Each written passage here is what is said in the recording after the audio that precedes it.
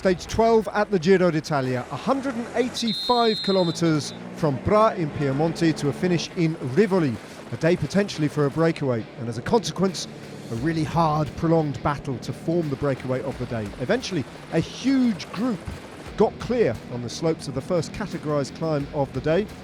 They were augmented by two different groups of two riders chasing on to make it over 30 riders at one point at the front of the race. The first climb of the day was taken by Nico Dents of Bora Hansgrohe, ahead of Emmanuel Gebregjabir, who picked up just 4 points in the King of the Mountains competition.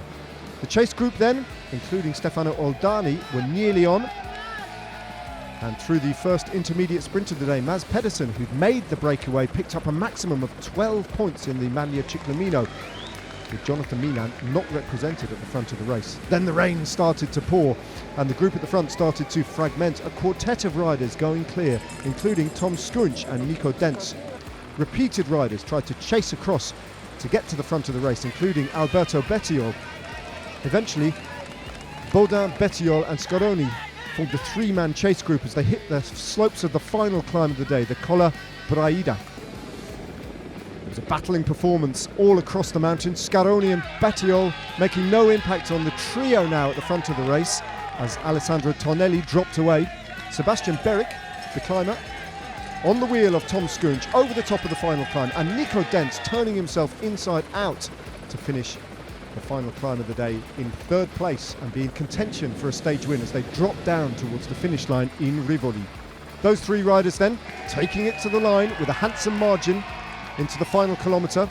Sebastian Beric, the youngest of the three, none of these riders having ever raced to victory in a Grand Tour stage. Beric then beaten in the sprint at the line. Tom Skunch with 100 metres to go, still believing he could come off the wheel of Nico Dents, but Dents, the man from Bora Hansgrohe, had the power to get the job done, to the delight of his team and his own evident joy. And yeah, I knew I had to throw everything in which I have on this kicker, attacked there. Yeah, obviously everything came back together, but yeah, I also have a quite fast finish and that saved me in the end. I'm over the moon right now. A tactical masterstroke and a strong ride to boot. The biggest win of the 29-year-old's career by far, ahead of Tom Skunch in second place and Sebastian Beric in third. Tonelli holding on to finish in fourth place all on his own.